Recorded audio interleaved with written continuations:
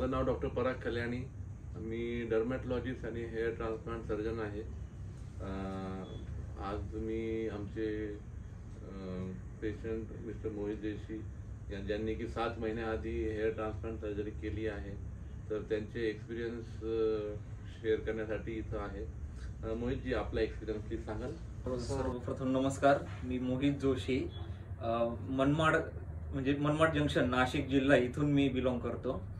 So basically 2016-17 पासून माझं hair fall चालू झालं आणि त्यानंतर 2020-21 पासून तर ते जास्त वाढलं होतं आणि लिटरली म्हणजे आता गेल्या वर्षी आता पूर्ण जसं म्हणजे काय म्हणतो, ज्येष्ठ लोकांचं टक्कल दिसतं तसं टक्कल दिसायला लागलं होतं.